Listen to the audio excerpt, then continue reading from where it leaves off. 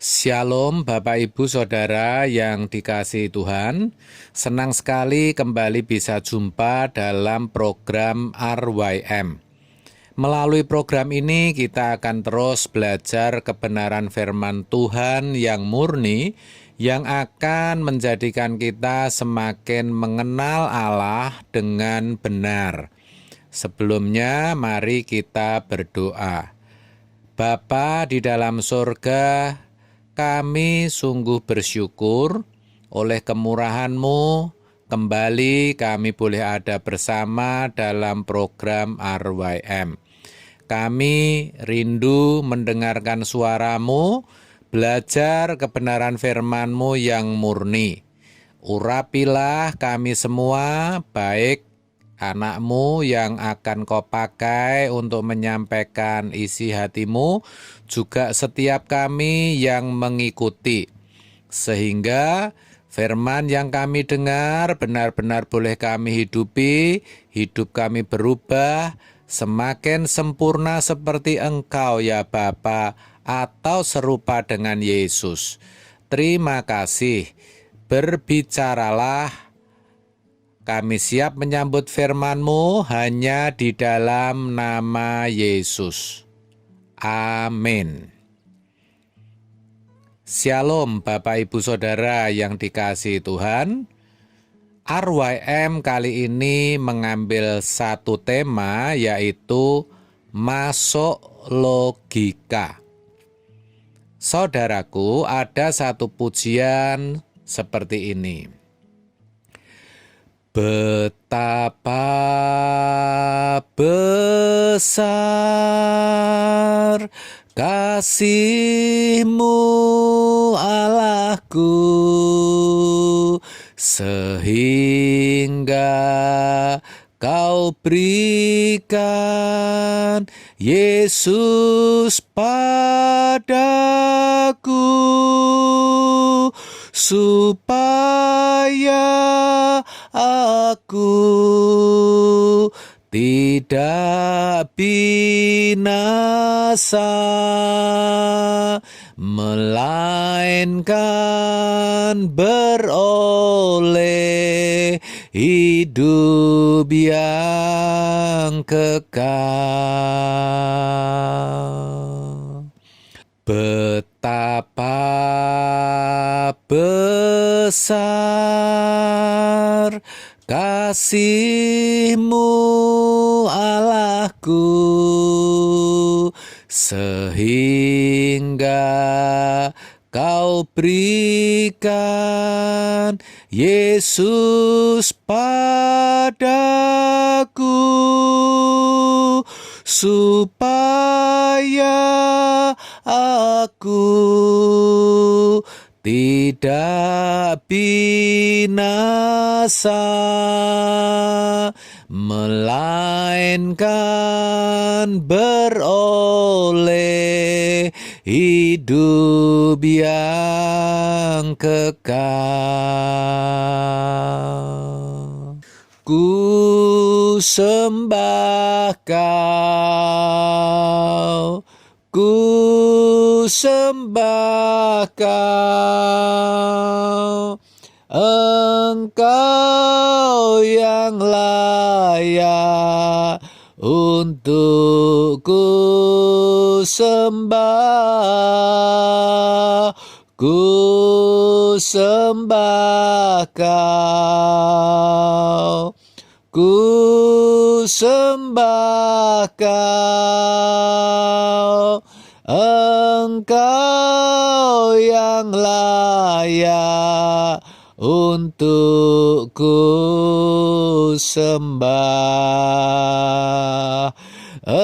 Engkau yang layak untuk ku sembah. Engkau yang layak untuk ku sembah.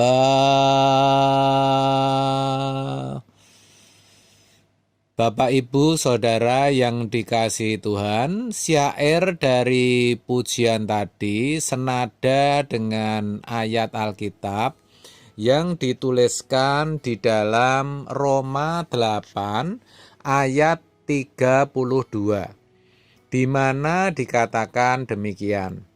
Ia yang tidak menyayangkan anaknya sendiri, tetapi yang menyerahkannya bagi kita semua, bagaimanakah mungkin ia tidak mengaruniakan segala sesuatu kepada kita bersama-sama dengan Dia.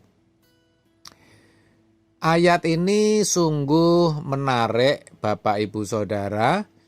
Dan kalau kita dengan teliti membaca dan merenungkan, sungguh ini sangat masuk logika, Saudara.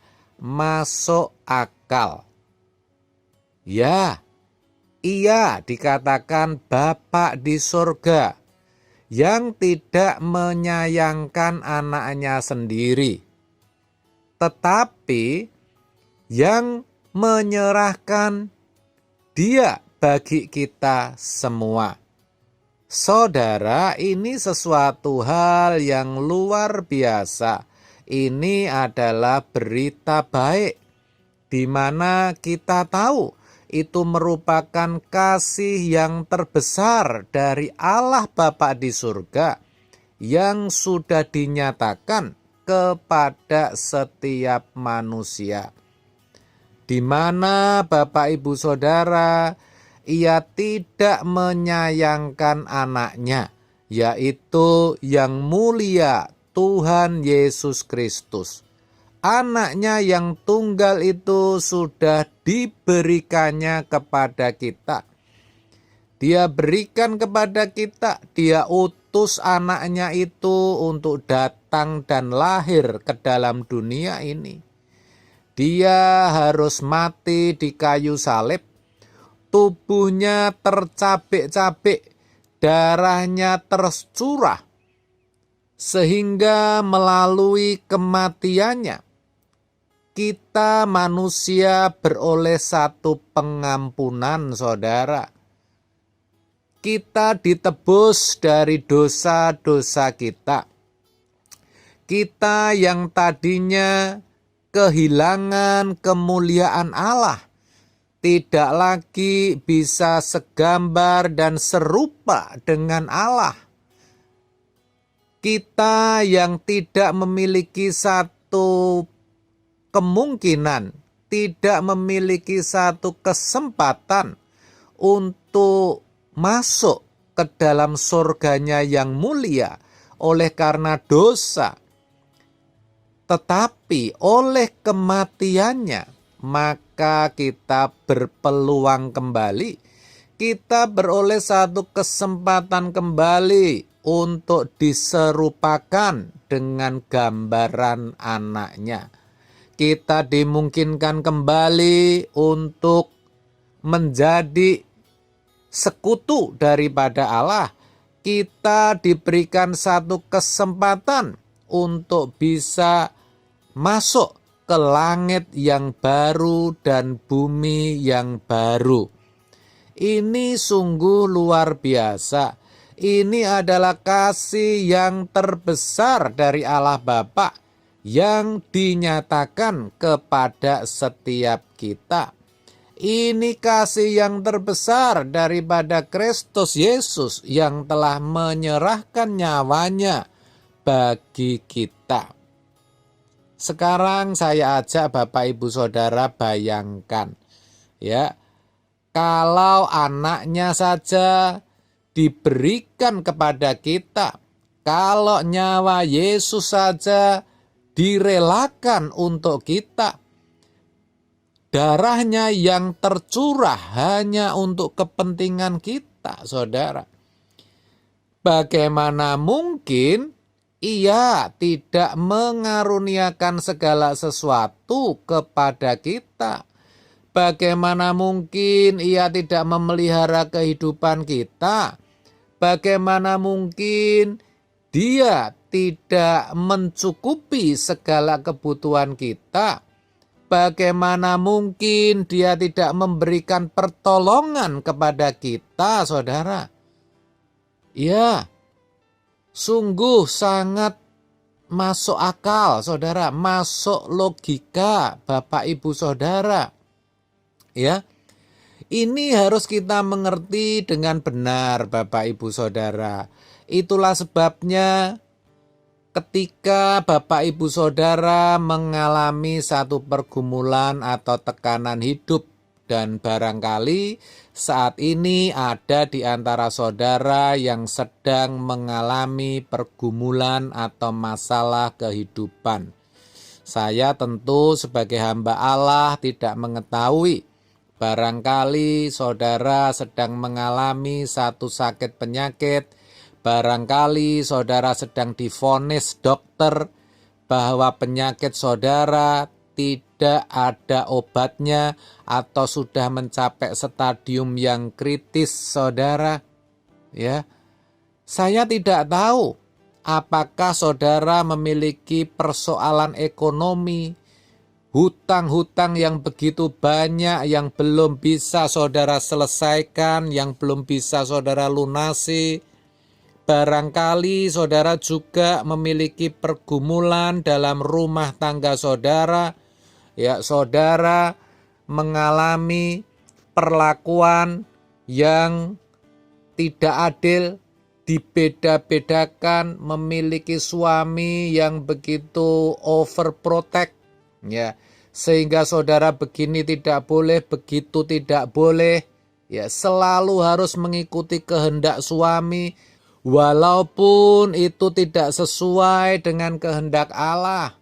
Ya, saudara sedang menghadapi pergumulan orang tua yang terlalu membebani saudara, menggantungkan hidupnya sepenuhnya kepada saudara. Ya, sementara sebenarnya masih mampu untuk bekerja. Atau saudara memiliki anak yang pemberontak, yang tidak taat, hidupnya semaunya sendiri, sudah dewasa saatnya bekerja tetapi tidak bekerja, justru menjadi beban bagi orang tua. Atau mungkin Bapak Ibu Saudara sedang mengalami satu tekanan di dalam pekerjaan saudara, di kantor saudara, tekanan pekerjaan yang begitu berat, ya, ada gesekan-gesekan dengan teman sekerja, atau apapun juga Bapak Ibu Saudara. Saudara perlu kelegaan, saudara perlu jalan keluar, saudara. Ayat tadi sangat jelas mengatakan, bagaimana mungkin Ia tidak mengaruniakan segala sesuatu kepadamu? Itu berarti bagaimana mungkin Tuhan akan membiarkan engkau menghadapi semuanya seorang diri? Bagaimana mungkin Tuhan akan meninggalkan engkau saat engkau menghadapi masalah? Itu tidak mungkin, saudara, sebab Ia telah memberikan anaknya yang tunggal bagi kita. Itu sudah lebih dari segalanya. Itu lebih. Itu telah menyelamatkan jiwa kita. Keselamatan jiwa itulah lebih dari segalanya. Kalau itu saja Dia berikan, apalagi jalan keluar atas setiap persoalan saudara. Saya berpikir dan saya percaya, saudara pun pasti percaya bahwa bagi Tuhan itu tidak ada yang mustahil. Kalau cuma menyembuhkan penyakit saudara, walaupun dokter mengatakan tidak ada obatnya, walaupun untuk memulihkan rumah tangga saudara, mengubah suami saudara, mengubah istri saudara, mengubah anak-anak saudara, ya saudara, atau mungkin memberi jalan keluar terhadap persoalan saudara terkait utang piutang, ya, pekerjaan saudara di kantor, atau apapun persoalan yang saudara hadapi, saya percaya itu sangat mudah bagi Allah. Ya, semudah kita membalik tangan saudara. Nah, itu harus kita sadari betul, saudara. Nah, yang jadi persoalan, kita harus mengerti ayat yang kita baca tadi secara utuh, secara lengkap, saudara. Karena tadi jelas dikatakan, bagaimanakah mungkin Ia tidak mengaruniakan segala sesuatu kepada kita bersama-sama dengan Dia. Dia ditulis dengan huruf besar, artinya bersama-sama dengan Kristus. Itu berarti jawaban doa, jalan keluar yang Tuhan sediakan, ya, itu Tuhan akan berikan kepada kita bersama-sama dengan Kristus. Maksudnya apa, Pak? Maksudnya saat kita ada bersama-sama Kristus, saudara. Sesederhana itu. Tetapi juga tidak semudah itu, saudara. Kenapa? Kalau kita berbicara tentang kebersamaan kita bersama dengan Kristus, maka itu berarti kita harus memiliki hidup yang harmoni dengan Dia. Hidup kita itu harus sejalan dengan Kristus. Hidup kita itu harus mengikuti jejaknya. Kita itu harus hidup seperti Kristus hidup, saudara.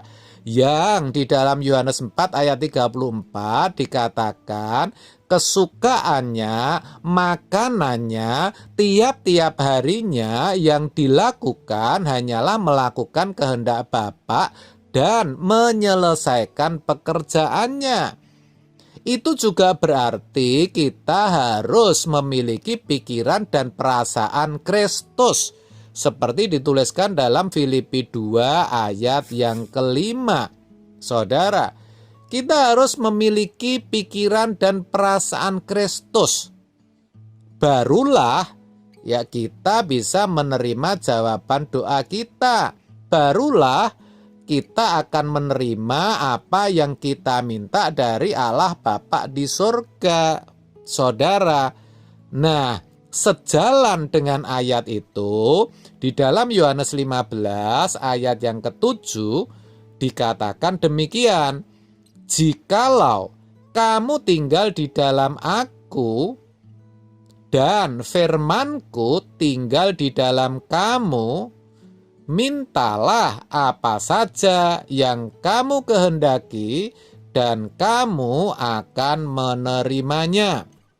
Wow, ini ayat luar biasa. Ini tentu ayat yang sangat menarik, ayat hafalan dan disukai kebanyakan, bahkan hampir semua orang Kristen. Terutama kalimat terakhir di mana dikatakan, mintalah apa saja yang kamu kehendaki dan kamu akan menerimanya. Saudara, sepertinya enak sekali jadi orang Kristen, karena kalau kita minta apa saja, maka Tuhan akan menurutinya, Tuhan akan memberikannya. Wah, kalau kita pikir lebih dalam lagi, berarti kita sebagai orang Kristen dibedakan dengan orang-orang non-Kristen. Kalau begitu, apakah terus kita dimanjakan Allah, saudara? Tanpa melihat apa yang kita minta, selalu Tuhan kabulkan doa kita, Tuhan selalu beri kepada kita, ya. Apa seperti itu, saudara? Ya, padahal kalau seperti itu tentu Allah tidak adil, saudara. Bagaimana mungkin kalau kita tidak hidup sesuai dengan kehendaknya, lalu yang kita minta selalu diberi? Wah, itu justru akan membinasakan kita. Tentu Allah yang kita sembah, yang kita klaim sebagai Allah yang benar, itu tidak akan bertindak seperti itu, seceroboh itu. Karena Allah kita adalah Allah yang maha cerdas dan bijaksana. Maka di dalam ayat yang kita baca tadi, kalimat pertama mengatakan, jikalau kamu tinggal di dalam Aku. Artinya kita tinggal di dalam Kristus, saudara. Ya, ada kebersamaan kita dengan Kristus. Kita memiliki kesamaan pikiran dan perasaan dengan Kristus. Itu artinya ayat ini sejatinya sama dengan Roma 8 ayat 32, yang mana tadi mengatakan, bagaimanakah mungkin Ia tidak mengaruniakan segala sesuatu kepada kita bersama-sama dengan Dia. Itu artinya, ya, apa yang kita minta akan dikabulkan kalau sesuai dengan pikiran dan perasaan Allah. Ya, perhatikan, jikalau kamu tinggal di dalam Aku, tinggal di dalam Kristus, ya walaupun Kristus itu tidak nampak, tidak kasat mata, tidak memiliki manifestasi fisik, tetapi firman-Nya itulah Dia sendiri, dan firman itu sudah diberitakan kepada kita. Kita sudah mendengar firman itu, saudara. Ya, jikalau kamu tinggal di dalam Aku dan firman-Ku tinggal di dalam kamu, itu berarti ketika firman Allah itu benar-benar tergores di dalam hati kita yang paling dalam, firman itu menguasai pikiran dan hati kita, maka apa saja yang kita minta, apa saja yang kita kehendaki, kita akan menerimanya. Ya, itu sudah pasti. Lah, kenapa bisa seperti itu? Ya jelas jawabannya, saudara.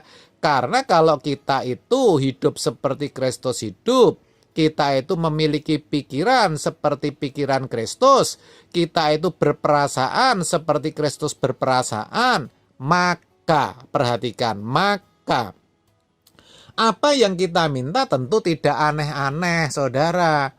Yang kita minta tentu akan sesuai dengan pikiran dan perasaan Kristus, sesuai dengan maunya Tuhan, saudara. Kita tidak mungkin minta yang tidak sesuai dengan kehendak Tuhan. Itu penting kita ketahui. Dan kalau yang kita minta, ya, sesuai dengan pikiran dan perasaan Tuhan, mau tidak mau, bisa tidak bisa, maka Tuhan akan memberikan kepada kita. Begitu, saudaraku, ya. Ini penting supaya kita tidak berpikir bahwa kok sepertinya Tuhan itu diam, Tuhan membiarkan ketika kita menghadapi pergumulan, ketika kita berseru kepadanya, Dia membisu, sepertinya Dia tidak menjawab ketika kita butuhkan. Kita tidak akan curiga seperti itu. Kita akan tetap mempercayai Dia, saudara. Dan itu juga bukan berarti kalau kita sudah sepikiran dan seperasaan dengan Kristus, maka permintaan kita itu pasti identik dengan mendapatkan satu kesembuhan, mendapatkan jalan keluar, masalah kita diangkat, ya. Kemudian utang piutang kita bisa lunas, keluarga kita dipulihkan. Bisa demikian, tetapi belum tentu seperti itu.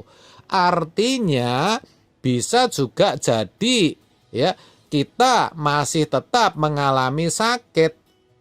Masalah kita masih tetap ada, bahkan tidak terselesaikan. Tetapi kita pun akan tetap mengalami damai sejahtera dan sukacita. Kita tidak mencurigai Allah sama sekali. Kita tidak menuntut Allah untuk menyelesaikan persoalan kita. Karena kita akan tahu bahwa apa yang kita terima itu adalah yang terbaik yang Tuhan bisa berikan kepada kita saat ini. Jadi, walaupun kita masih menghadapi masalah, tetapi kita tahu bahwa itu tersimpan berkat kekal. Ya, kasih daripada Allah itu tidak mungkin dan tidak bisa diukur dengan selesainya masalah, sembuhnya kita dari sakit penyakit, keluarga kita dipulihkan, ya, tidak bisa diukur dari hal-hal lahiriah seperti itu. Karena memang ya, kepedulian kasih Allah kepada kita, tujuan Allah datang kepada kita ya untuk menyelamatkan kita supaya kelak kita tidak binasa. Itu yang terutama dan itu merupakan masalah terbesar kita yang dari abad ke abad, dari generasi-generasi tidak pernah terselesaikan. Sebaik apapun kita sebagai manusia, sehebat apapun perjuangan kita, tidak akan pernah menolong kita untuk bisa beroleh keselamatan. Itulah sebabnya saudara, Tuhan memberikan anaknya yang tunggal, supaya melalui dia kita boleh beroleh hidup yang kekal, saudara. Nah, kasih yang terbesar itulah yang harus kita sadari, yang lebih dari apapun juga, ya saudara.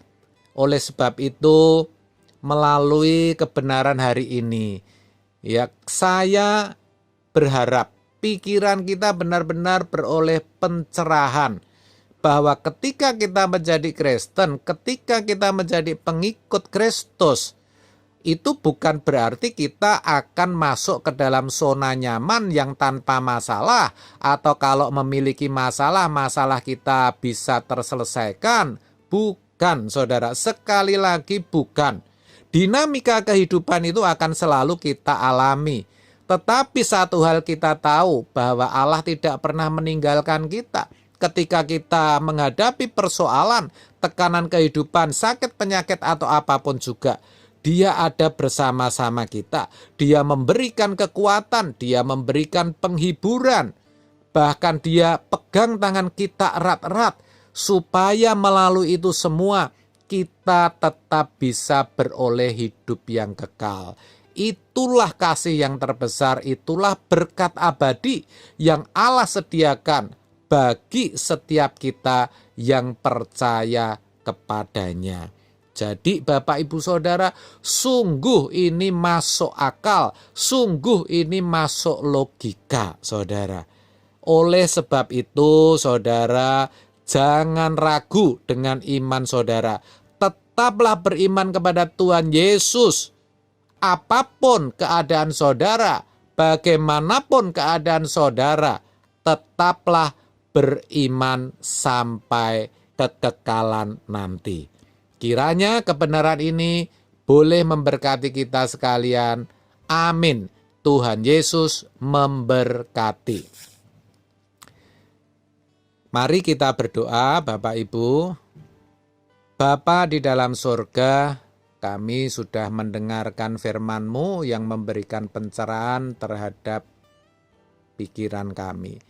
Sangat jelas bahwa firman-Mu masuk logika.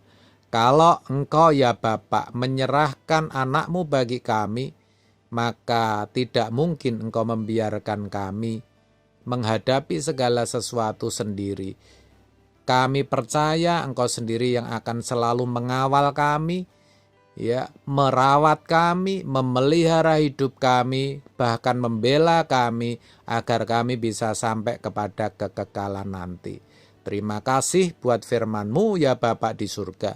Dan jika sebentar kami akan berpisah, program berakhir, kami kembali melanjutkan aktivitas kami percaya Engkau juga menolong memberkati kami. Apapun yang kami kerjakan untuk kemuliaan-Mu, Engkau sendiri yang membuat berhasil. Terima kasih ya Bapa, di dalam nama Yesus kami sudah berdoa dan mengucap syukur. Amin, amin, amin. Terima kasih Bapak Ibu Saudara atas kebersamaan kita. Selamat melanjutkan aktivitas. Tuhan Yesus memberkati. Salam arwah M dan sampai jumpa.